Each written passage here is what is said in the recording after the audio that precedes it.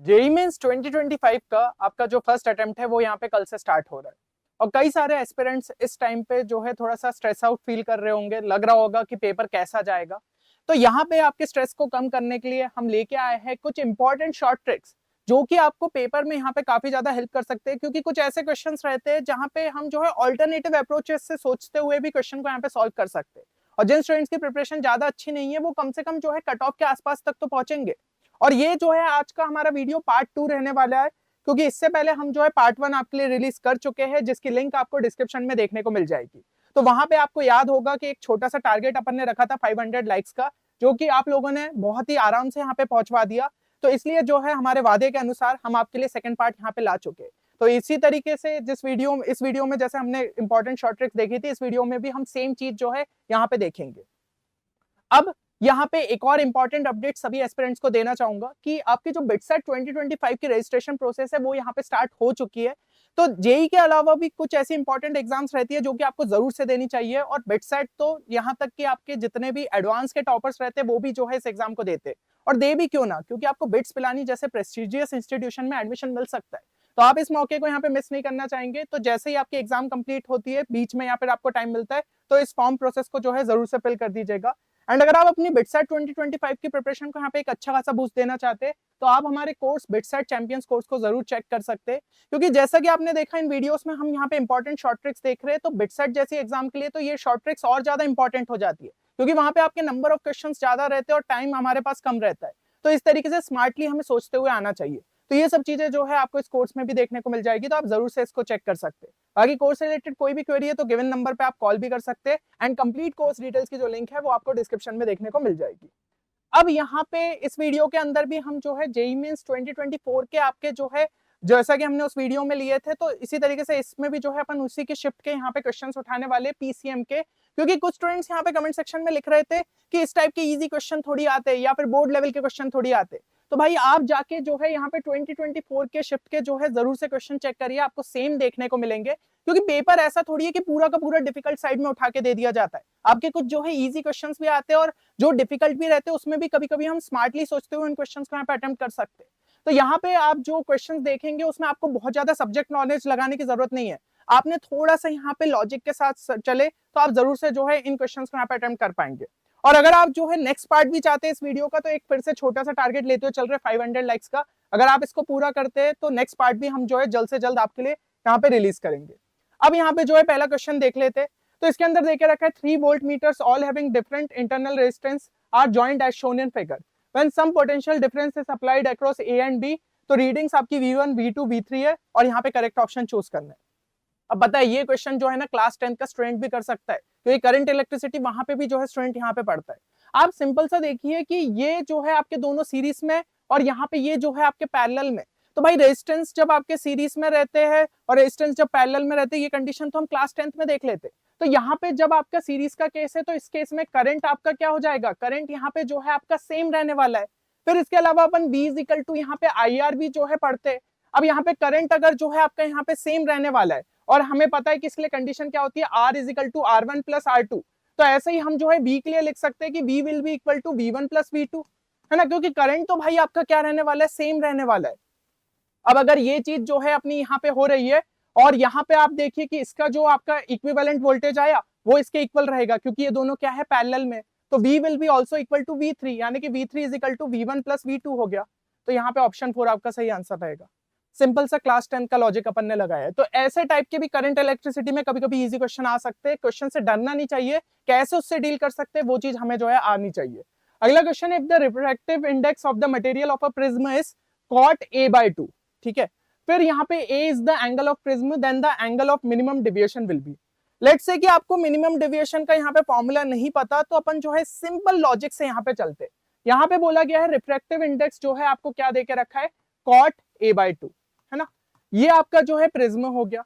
अब हम इसके अंदर क्या करते हैं, कुछ जो है ना एंगल की वैल्यू ले लेते, ताकि ये क्वेश्चन हम अपने लिए आसान कर पाए। ये कभी कभी क्या रहता है, लिमिटिंग केस वाली चीजें रहती है। कभी कभी कैपेसिटर में डाइलेक्ट्रिक जब डाल देते हैं तो उस केस में भी जो है इस टाइप की अपन लिमिटिंग कंडीशन के थ्रू, ऑप्शंस के थ्रू चेक करके क्वेश्चन को सॉल्व कर सकते। तो इसमें भी अपन वही करने वाले। आप एक काम करो, आप जो है यहाँ पे एंगल ऑफ प्रिज्म को 90 डिग्री ले लो, ठीक है, 90 डिग्री ले लो। इससे फायदा क्या रहेगा, ये बन गया cot 45। cot 45 क्या होता है आपका जो है 1 हो जाता है, तो यहाँ पे रिफ्रैक्टिव इंडेक्स क्या आ गया, 1 आ गया। यानी कि एक तरीके से एयर जैसा जो है बिहेव कर रहा है। तो भाई आपकी जो रे आ रही है, आपकी जो यहाँ पे रे आ रही है, वैसे तो रिफ्लेक्ट होनी चाहिए थी, नहीं रिफ्लेक्ट होगी, सीधी की सीधी पास कर जाएगी, क्योंकि ये medium as a air act कर रहा है ना, इस स्पेशल केस के लिए जब ए जो है अपना क्या है 90 डिग्री, ऐसे यहां से भी चला जाएगा और इस तरीके से सीधा सीधा चला जाएगा। तो भाई इसके अंदर कोई डिविएशन ही देखने को नहीं मिला, तो आपका जो डिविएशन रहेगा वो यहाँ पे क्या हो जाएगा, 0 हो जाएगा। अब ऑप्शंस में एक बार चेक कर लेते हैं कि ए इक्वल टू 90 डालने पे हमें जो है डिविएशन किसमें 0 मिल रहा है। इसमें डाला ए इक्वल टू यहाँ पे 90 यानी कि π/2 डाला, तो ये कितना हो गया, 0 हो गया। तो ये आपका जो है बन रहा है, यहाँ पे आपने 90 डाला तो यहाँ पे -π/2 बन रहा है, तो ये 0 के इक्वल नहीं आया, कट गया। यहाँ पे जो है आपने यहाँ पे π/2 डाला तो यहाँ पे π/2 मिल रहा है, ये भी कट गया, 0 नहीं आया। यहाँ पे π/2 डाला तो ये आपका 0 बन रहा है, यानी कि या तो 4 रहेगा या फिर 1 रहेगा। अब इसके अंदर जो है एक और चीज अपन सोचते, लेट्स से कि भाई एंगल इतना ज्यादा कम कर दिया कि ये दोनों एक दूसरे से ये सरफेस जो है यहाँ पे चिपक गए, तो ए हमारा क्या हो गया इस केस में, इक्वल टू 0। ए क्या हो गया हमारा, इक्वल टू 0।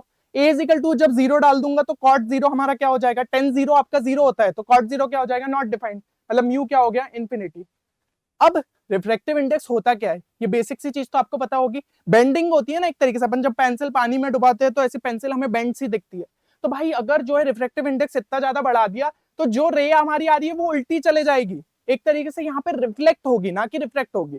तो ऐसे केस में हम जो है फिर चेक कर लेते हैं कि हमें जो है डिविएशन यहाँ पे क्या देखने को मिल जाएगा, 180 डिग्री का देखने को मिल जाएगा, है ना। डिविएशन कितना, 180 डिग्री, या फिर हम कह सकते हैं पाई, उल्टा लौट गया ना, समझ में आ रहा है, ऐसी जा रही थी अब ऐसी चली गई, तो एंगल कितना बना, 180 डिग्री। ऑप्शन में चेक करो कि ए इज इक्वल टू 0 डालने पे कौन सा 180 दे रहा है, सिर्फ ये ऑप्शन आपका 180 देगा, ये ऑप्शन में अगर हम जो है 0 डालेंगे तो π/2 दे रहा है, मतलब कि ऑप्शन 1 आपका सही आंसर हो जाएगा। इस तरीके से आपको इसको सॉल्व करना था। चलिए अब अगला क्वेश्चन अगर हम देखें तो अगले में क्या देके रखा है, a body of mass 1000 kg is moving horizontally with a velocity 6 metre per second. तो 200 kg का एक्स्ट्रा मास उसमें अगर ऐड कर दिया तो फाइनल वेलोसिटी कितनी होगी। वैसे खुद में ही जो है बहुत ज्यादा इजी क्वेश्चन है, कोई स्टूडेंट यहाँ पे छोड़ता नहीं, लेकिन फिर भी मान लो आपको नहीं यहाँ पे क्लियर हो रहा है, आपने ये चैप्टर मान लो स्किप कर दिया था, तो भी लॉजिक से थोड़ा कर लेते। यहाँ पे बॉडी बोली है कि भाई मास कितना दिया है, 1000 kg का दिया है, जो कि मूव कर रही है हॉरिजॉन्टली 6 मीटर पर सेकंड से, ठीक है।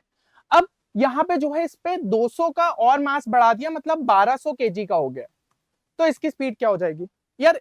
अब जब भारी चीज रहेगी, ठीक है, पहले वो हॉरिजॉन्टली मूव कर रही थी, उस पर और मास बढ़ा दिया तो ऑब्वियसली उसकी वेलोसिटी कम हो जाएगी, है ना। मास डालने से वेलोसिटी बढ़ थोड़ी जाएगी, उस पर तो एक तरीके से भार आ गया ना। लॉजिकली प्रैक्टिकली सोच के देखे तो ये जो है ये लेस देन यहाँ पे 6 होना चाहिए, 6 तो नहीं होगा पक्का, मतलब ऑप्शन 1 अपन ने एलिमिनेट कर दिया, बाकी 3 ऑप्शन में से होंगे। अब ये तीनों ऑप्शन में से कौन सा सही आंसर होगा, तो फिर सोच के देखो, अपन जो है परसेंटेज वाइज चलते कि यहाँ पे लगभग जो है 20% आपका मास इंक्रीज हुआ है ना। मैथमेटिकली बात करूं तो 20% जो है आपका मास इंक्रीज हुआ है, तो कहीं ना कहीं जो वेलोसिटी है वो भी 20% के आसपास जो है घटनी चाहिए। समझ में आ रही है ये चीज, यानी कि 6 में से जो है अपना यहाँ पे कितना 20%, अगर 6 का मैं यहाँ पे देखूं तो 1.2 हो जाएगा, तो ये लगभग जो है 4.8 के आसपास होना चाहिए। तो जो ऑप्शन अपना 4.8 के आसपास है वो कौन सा है, 5 है। बाकी एग्जैक्ट तो भाई अपन जो है यहाँ पे सिंपल कंजर्वेशन से निकाल लेते मोमेंटम के, यहाँ पे आपका 1000 था, m इंटू वी ये हो जाएगा, और फाइनली क्या हो रहा है, यहाँ पे मास हमारा 1200 हो जा रहा है, तो उस टाइम पे वेलोसिटी हमारी क्या रहेगी, तो ये आपका हो गया 6000 डिवाइड बाय 1200, तो वेलोसिटी कितनी आ गई, 5 मीटर पर सेकंड। तो लॉजिक तो अगर आपको पता है फिर तो इसी तरीके से जाते, नहीं तो ऐसे भी जो है स्मार्टली सोचते हुए क्वेश्चन को सॉल्व कर डालते। चलिए अगला देखते हैं, acceleration due to gravity on the surface of earth is g if the diameter of earth reduces to half of its original value and mass remains constant, तो acceleration due to gravity on the surface of earth would be। अब ये भी जो है ना class 10 का student कर लेता, क्योंकि इस टाइप के जो ग्रेविटी वाले फॉर्मूले रहते अपन बहुत पहले देख चुके रहते। gm by r स्क्वायर होता है, नहीं भी इतना पता है तो g is proportional to 1 by r square, तो आपने जो है कितने टाइम पहले से जो है ये चीज समझी होगी। तो भाई यहाँ पे बोला है कि डायमीटर जो है हाफ से रेड्यूस हो गया है, मतलब हाफ से हो गया, तो भाई आपका कितना हो गया r/2, है ना। तो r/2 का स्क्वायर, तो यहाँ पे क्या पहुंच जाएगा, मतलब कि ग्रेविटी जो है आपकी 4 टाइम्स हो जाएगी डिनोमिनेटर में, क्योंकि यहाँ पे हाफ आएगा ना, तो 1/2 का स्क्वायर कितना हो गया, 1/4, तो ये 4 टाइम्स हो जाएगी। तो यहाँ पे सही आंसर क्या रहेगा, ऑप्शन 4। कितना सिंपल क्वेश्चन था, और इस टाइप के क्वेश्चंस भी अपन को जो है देखने को मिल रहे। इसी वजह से जो है फिजिक्स में स्टूडेंट्स इतना ज्यादा क्वेश्चंस को अटेम्प्ट कर पा रहे, तो आप डरना मत, जो जो इजी क्वेश्चंस है उनको तो जरूर से यहाँ पे आपको अटेम्प्ट करके आने सभी, क्योंकि जेईई मेंस के शिफ्ट के क्वेश्चन है यहाँ पे। अगला देखते हैं, choose the polar molecule from the following. अब लेट्स से फिर से आपको पोलर की यहाँ पे डेफिनेशन नहीं पता, वैसे तो बहुत ही सिंपल सा क्वेश्चन ज्यादातर स्टूडेंट से बन जाता है, लेकिन मैं फिर से कहूंगा पोलर नहीं पता है क्या होता है।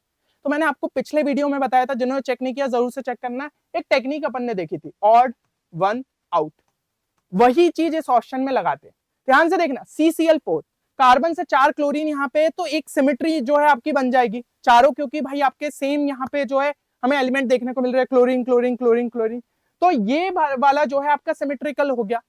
CO2 की बात करूं तो कार्बन से जो है यहाँ पे 2 ऑक्सीजन आपके यहाँ पे अटैच हो गए, फिर से सिमेट्री आपको जो है देखने को मिल रही है। ये तो दिख ही रहा है, ऐसे में बना हुआ सिमेट्री है, बट इसमें जो है सिमेट्री नहीं है, क्योंकि कार्बन के साथ 3 क्लोरीन है और एक जो है आपका यहाँ पे हाइड्रोजन है। इस केस में सिमेट्री नहीं है, तो सीधा सा ऑड वन आउट क्या हो गया, ये हो गया, तो इसको टिक कर दो। और यहाँ पे जो है इस तरीके से अपन को करना है। तो पोलर की डेफिनेशन भी यही रहती है। ये सब क्या रहते हैं, नॉन पोलर, क्योंकि अगर अपन डायपोल मोमेंट देखें तो वो आपस में जो है कैंसिल हो जाते हैं। इसमें ही जैसे बात कर ले CH2 डबल बॉन्ड CH2 है ना, तो सिमेट्री की वजह से डायपोल मोमेंट जो है कैंसिल हो जाता है। तो इस तरीके से क्वेश्चन को यहाँ पे सॉल्व करना था। अब अगला देखो, इस क्वेश्चन के लिए भी मैं कहूँ कि अगर आपको कोई भी रिएक्शन के बारे में नॉलेज नहीं है, क्या आप इस क्वेश्चन को अटेम्प्ट कर सकते हैं? ज्यादातर स्टूडेंट्स यहाँ पे हाथ खड़ा कर लेंगे, नहीं भाई ये क्वेश्चन तो अटेम्प्ट नहीं हो पाएगा। हम जो है ना स्मार्टनेस से इस क्वेश्चन को यहाँ पे अटेम्प्ट कर देते, अगर आपको नॉलेज नहीं भी था तो। ध्यान से देखना क्या हो रहा है, आपका जो है ये इस साइड पे रिएक्शन लिखी और इस साइड पे पूछा गया है कि क्या रिएजेंट जो है यहाँ पे यूज किया गया। ये सिंपल सी चीज है। आप एक बार ध्यान से देखो, सभी को ध्यान से देखो, इसके अंदर ना एक चीज अपन को समझ में आ रही है, यहाँ पे जो है CH3 आपको देखने को मिलता है, एक CH3 आपको यहाँ पे देखने को मिल रहा है। और ऑप्शंस में यहाँ पे ध्यान से देखो तो सिर्फ एक ही है जिसमें हमें CH3 यहाँ पे देखने को मिला था। अब भाई CH3 आया है तो कहीं ना कहीं यहाँ पे रिएजेंट में होगा, तभी वो चीज आ पाई है।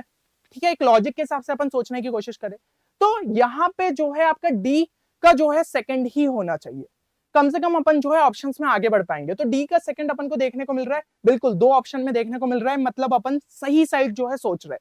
तो या तो आंसर ये रहेगा या तो ये रहेगा। समझ में आई बात? सेकंड और थर्ड जो है अपना यहाँ पे कैंसिल हो गया। अब थोड़ा और आगे जो है अपन सोचने की कोशिश करते, यहाँ पे एक और चीज अपने लिए मददगार साबित हो गई कि इस ऑप्शन में A जो है 4th है, यहाँ पे भी A 4th है, तो उसको चेक करने की जरूरत नहीं, A तो पक्का जो है अपना 4th है, उसको अब चेक करने की जरूरत नहीं। अब बस B और C में जो है गेम होने वाला है, तो B और C को ध्यान से देखते। इसमें एक चीज देखो कि यहाँ पे बेंजीन रिंग थी, यहाँ पे बेंजीन रिंग है और एक CHO आ गया, मतलब एक कार्बन जो है ना एक्स्ट्रा यहाँ पे जुड़ गया। अब दोनों रिएजेंट में यहाँ पे ध्यान से देखें तो इसी के अंदर जो है कार्बन यहाँ पे प्रेजेंट है, इसमें तो कार्बन प्रेजेंट नहीं है, तो आएगा कहां से? समझ रहे हो ये चीज? इसमें कार्बन है तभी तो वो जो है कार्बन यहाँ पे एक्स्ट्रा आ पाया। तो अपन क्लियरली बोल सकते हैं कि बी का जो है थर्ड रहना चाहिए और सी का जो है आपका फर्स्ट रहना चाहिए, यानी कि ऑप्शन 4 आपका सही आंसर हो जाएगा। क्या अपन ने इसके अंदर कोई ऐसी रिएक्शन आती थी अपने को? नहीं आती थी, तो भी अपन ने इस क्वेश्चन को यहाँ पे सॉल्व कर दिया। तो मैच द कॉलम में ये चीजें भी जो है बहुत फायदेमंद साबित होती है, ध्यान से बस एक बार देखा करो। चलिए नेक्स्ट देखते हैं, sum of bond order of CO and NO+। अब ये क्वेश्चन भी जो है काफी ज्यादा सिंपल है। एक चीज बस बॉन्ड ऑर्डर से रिलेटेड याद रखना कि जो आइसो इलेक्ट्रॉनिक स्पीशीज रहती है, इलेक्ट्रॉन्स कैलकुलेट करना तो मेरे हिसाब से आता होगा, ये तो अपनी बेसिक सी चीज है। आइसो इलेक्ट्रॉनिक स्पीशीज रहती है, उनका बॉन्ड ऑर्डर हमें सेम देखने को मिलता है। ये लॉजिक भी अगर आपको पता है ना, तो आप इस क्वेश्चन को यहाँ पे सॉल्व कर सकते थे। ध्यान से देखो, CO और NO+, CO और NO+, CO के लिए मैं बात करूं तो इसके अंदर नंबर ऑफ इलेक्ट्रॉन्स कितने हो जाएंगे? नंबर ऑफ इलेक्ट्रॉन्स कितने हो जाएंगे? कार्बन के यहाँ पे 6 हो गए, ऑक्सीजन के यहाँ पे 8, तो टोटल 14 हो गए। फिर आपका NO+ के लिए देखो, नाइट्रोजन के यहाँ पे 7 हो गए, इसके 8 हो गए, पर एक जो है यहाँ पे प्लस लगा हुआ है, तो एक माइनस कर दो यहाँ पे, तो कितने हो गए? 14 हो गए। दोनों के यहाँ पे नंबर ऑफ इलेक्ट्रॉन सेम है, मतलब बॉन्ड ऑर्डर यहाँ पे सेम देखने को मिलेगा। ये तो एक चीज अपन को समझ में आ रही है। और अब भाई ऐसा कोई सोचो जिसके 14 है और अपन को पता है उसका बॉन्ड ऑर्डर, तो आप यहाँ पे ध्यान से देखो ना, N2 नाइट्रो N2 को आपको पता है भाई, यहाँ पे 3 जो है अपन को बॉन्ड देखने को मिलते हैं, इसका बॉन्ड ऑर्डर 3 रहता है। ये तो बहुत ही बेसिक सी चीज आपको यहाँ पे पता होगी। तो इसका बॉन्ड ऑर्डर अगर 3 है तो इसका भी 3 होगा, इसका भी 3 होगा। 3 + 3 कितना हो गया? यहाँ पे 6 हो गया। ये हमारा फाइनल आंसर था। इस तरीके से आप सॉल्व कर सकते थे। अगला यहाँ पे देखे तो अब यहाँ पे एक जो है आपको सीरीज टाइप देके रखी है और वैल्यू ऑफ P निकालनी है। अब ये तो भाई न्यूमरिक टाइप क्वेश्चन हो गया, ऑप्शंस भी देख नहीं पाएंगे इसमें, कैसे करें इस टाइप के क्वेश्चन को सॉल्व? इसको भी कर सकते थे, है ना। यहाँ पे थोड़ा सा बस बेसिक से अगर आपको फॉर्मूले भी क्लियर है ना, तो इस क्वेश्चन को आप सॉल्व कर लेते। सबसे पहले यहाँ पे 8 - 3 तो अपन कर ही लेते, तो ये कितना हो गया? 5 हो गया। और फिर यहाँ पे देखिए एक जो है अपना 3/4 यहाँ पे कॉमन ले ले अगर अपन, तो यहाँ पे क्या लिख सकते हैं, 1 लिख सकते हैं। इधर पे 3/4 जो है कॉमन निकाल चुके, तो यहाँ पे 1/4 आ जाएगा। यहाँ पे 3/4 जो है अपन ने कॉमन निकाल लिया, तो यहाँ पे जो है 1/4 स्क्वायर आ जाएगा, एंड सो ऑन। अब ये जो है p/4 यहाँ पे लिख लो, p/4 लिख लिया तो यहाँ पे 1 आ जाएगा। यहाँ पे p/4 अगर अपन ने कॉमन लिया तो यहाँ पे आपका क्या आ जाएगा, 2/4, है ना, 2/4 आ जाएगा। यहाँ पे p/4 कॉमन लिया तो यहाँ पे हमारा जो है क्या आ जाएगा, 3/4, सॉरी 4 स्क्वायर, सही बात है। और अगला टर्म यहाँ पे क्या आ जाएगा आपका 4/4 क्यूब, है ना, एंड सो ऑन। इस तरीके से आपकी जो है यहाँ पे चल रही होगी सीरीज। क्लियर है, ये चीज मेरे हिसाब से यहाँ पे जो है समझ में आ गई होगी। अब नेक्स्ट यहाँ पे जो है अगर अपन थोड़ा सा देखें तो ये जो है 4 और यहाँ पे 4 है, तो उस 4 को उधर भेज देते, ठीक है, उस 4 को उधर भेज देते, तो ये हमारा जो है यहाँ पे क्या हो जाएगा, 20 हो जाएगा, सिंपल सी बात है। और ये हमारा जो है यहाँ पे क्या हो गया, 3 × 1 + 1/4 + 1/4 square and so on, plus p, ये हो गया 1 प्लस, इसको 1/2 लिख लेते, इसको जो है अपन यहाँ पे क्या कर लेते, 3/16 कर लेते, है ना, 3/16 हो जाएगा। और ये क्या हो जाएगा हमारा 4/4 क्यूब, तो 4/64, तो ये हो जाएगा हमारा कितना, 1/16 एंड सो ऑन, इस तरीके से। अब यहाँ पे जो है ध्यान से देखो, ये आपकी क्या हो गई, सिंपल सी जीपी है। जीपी का अगर आपको इनफाइनाइट जीपी का फॉर्मूला याद होगा, बहुत ही सिंपल सा होता है, a/1 - r। तो ये क्या हो गया 1/1 - r, r क्या हो गया 1/4, तो ये हमारा क्या हो गया बेसिकली 4/3, ठीक है, ये हमारा कितना हो गया टोटल 4/3। और 4/3 को जो है अपन इंटू 3 अगर कर दे तो कितना बचेगा, यहाँ पे 4 बचेगा, ठीक है। और 4 को 20 में से सब्ट्रैक्ट कर दो तो 16 बचा। मैं तो डायरेक्ट लिख रहा हूँ एक स्टेप में, है ना, क्लियर हो गया होगा। फिर यहाँ पे 1 + 1/2 हमारा कितना हो गया 0.5, 3/16 + 1/16 ये क्या हो गया 4/16 मतलब 1/4, तो ये हो गया हमारा 0.25 एंड सो ऑन। अब ध्यान से देखो 1 + 0.5 कितना हो गया 1.5, फिर 1.75, ऐसे कर करके ये वैल्यूज जो है कम होते जाएंगी और बड़े बड़े जो है मतलब छोटे छोटे हमें टर्म्स मिलते जाएंगे। तो ये वैल्यू ना 2 के पास जो है कभी पहुंच ही नहीं पाएगी, सीधा सीधा समझ में आ रहा है, वैल्यू जो है और कम होते जा रही है। और अब पावर बढ़ेगी तो नेक्स्ट सोच के देखो यहाँ पे क्या आ जाएगा आपका, अगर हम देखें तो 5/4 की पावर 4, डिनोमिनेटर इतना ज्यादा बढ़ गया और वैल्यू कितनी छोटी हो जाएगी। तो ये वैल्यू पक्का है कि लेस देन 2 रहने वाली है, ठीक है, एक लॉजिक से अपन को ये समझ में आ रहा है ये वैल्यू अपनी लेस देन 2 के आसपास रहने वाली है।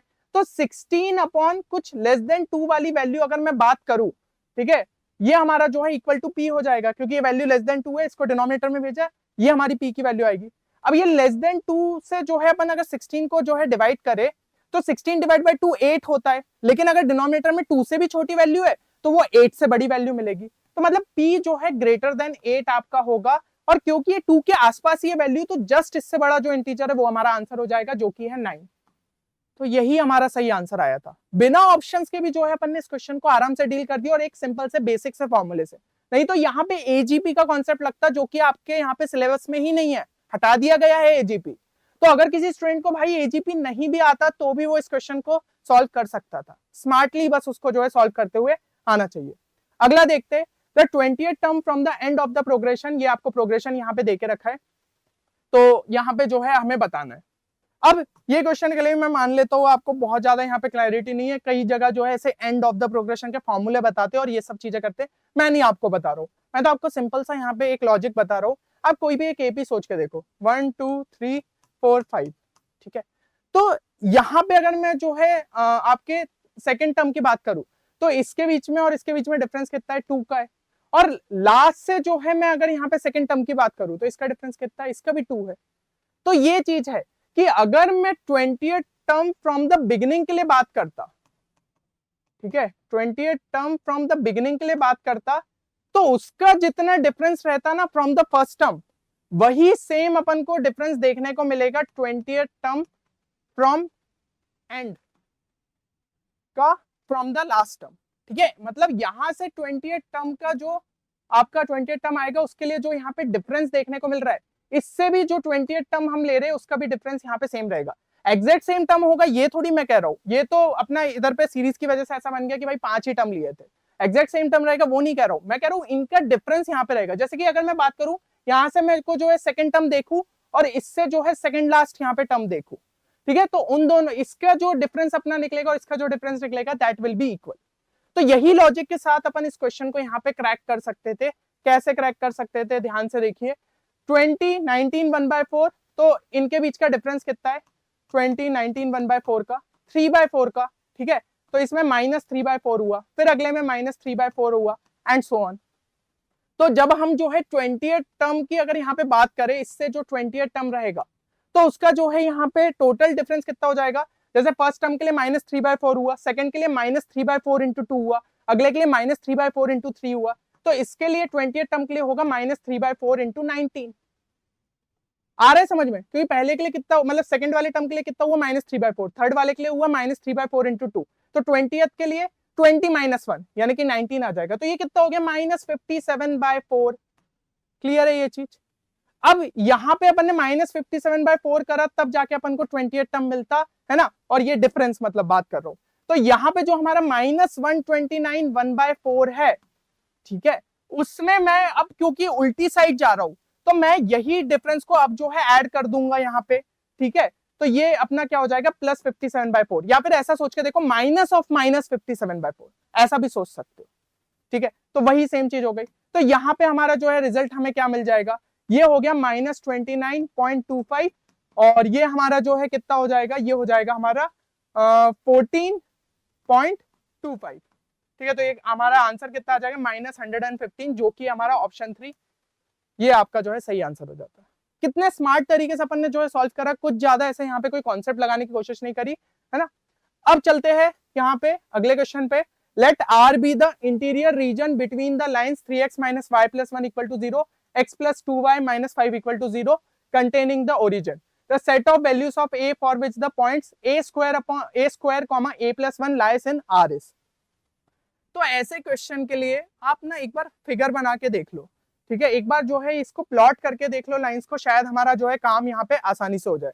सबसे पहले 3x minus y plus 1 equal to 0 को प्लॉट करते हैं। अब इसको प्लॉट करना है, अगर मैं y को 0 डाल दूं तो x की वैल्यू मुझे कितनी मिलती है -1/3, है ना। x की वैल्यू मुझे कितनी मिल रही है यहाँ पे -1/3, तो -1/3 जो है अपन यहाँ पे प्लॉट कर लेते, ये कितना हो गया -1, तो -1/3 यहाँ कहीं पे आ जाएगा, ठीक है। और अगर मैं जो है x की जगह 0 डाल दूं तो y कितना मिल रहा है मुझे =1, तो ये जो है आपका यहाँ कहीं पे आ गया, यानी कि लाइन जो है अपनी कुछ इस तरीके से यहाँ पे जा रही होगी। आ रही है चीज समझ में, ठीक है। ये आपका 1 हो गया, ये आपका -1 हो गया। अब x + 2y - 5 को अपन प्लॉट करते, तो यहाँ पे अगर मैं y की जगह 0 डाल दूं तो x की जगह मुझे 5 मिल रहा है, मतलब कि 1 2 3 4 एंड 5, ठीक है। ये वाले पॉइंट से जो है आपकी लाइन पास हो रही होगी, और x की जगह 0 डाल दूं तो y की वैल्यू कितनी मिल रही है 5/2 यानी कि 2.5, तो ये हो गया 2, ये हो गया 3 यानी कि 2.5 यहाँ कहीं पे आ गया। तो ये अपनी जो लाइन है ये कुछ इस तरीके से जो है अपनी जा रही होगी। आ रही है समझ में। अब इन्होंने बोला है कि ये R be the interior region between the lines 3x minus y plus 1 equal to 0 और ये कंटेनिंग द ओरिजिन। तो इसमें अगर अपन देखें तो ये वाला जो एरिया है ये ओरिजिन को यहाँ पे जो है इंक्लूड कर रहा होगा, कौन सा, ये वाला पूरा रीजन।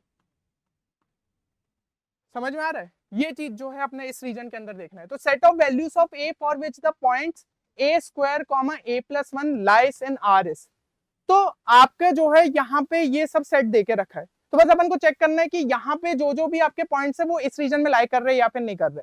तो आप ऑप्शन को यहाँ पे ध्यान से देखो फिर से, यहाँ पे आपको देके रखा है 3, मतलब कि अगर मैं यहाँ पे a की वैल्यू जो है 4 ले लेता, ठीक है, सपोज मैं यहाँ की a की वैल्यू जो है 4 ले लेता और चेक करता कि क्या वो इस रीजन में आ रहा है। अगर वो इस रीजन में आ गया मतलब कि ये वाला ऑप्शन आपका सही आंसर होना चाहिए, क्योंकि ये 4 को इंक्लूड कर रहा है।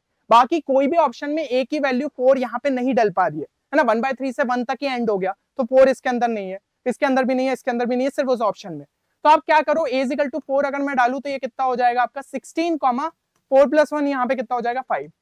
अब 16, 5 यहाँ पे इधर कहीं पे ऐसा कुछ आ रही होगी वैल्यू, तो भाई वो इस रीजन में तो नहीं आ रही, सीधी सी बात समझ में आ रही है। तो ये ऑप्शन अपना कैंसिल हो गया कि a = 4 हम डाल ही नहीं सकते। ऑप्शन एलिमिनेशन टेक्निक होती है ये चीज, ठीक है, ये अपन को जो है समझ में आ गया। अब दूसरे ऑप्शन में जो है अपन यहाँ पे थोड़ा सा चेक करो, तो यहाँ पे जो है ना अपन a की जगह -1/2 जो है डाल के देखते हैं, क्योंकि आप ध्यान से देखो -1/2 जो है वैल्यू इसके अंदर तो है, लेकिन इसके अंदर क्या हमें देखने को मिलेगी, नहीं, है ना, क्योंकि -1 से यहाँ पे स्टार्ट हो रहा है और ये -2 से स्टार्ट हो रहा है। तो वो अपने लिए थोड़ा सा एक ब्रेक इवन पॉइंट हो जाएगा, जहां पे हमारे ऑप्शंस को हम जो है यहाँ पे चेक कर पाएंगे। तो -1/2 अगर मैं इसके अंदर डालू तो ये हमारा कितना हो जाएगा 1/4। समझ में आ रहा है? और -1/2 यहाँ पे डालू तो हो गया 1/2।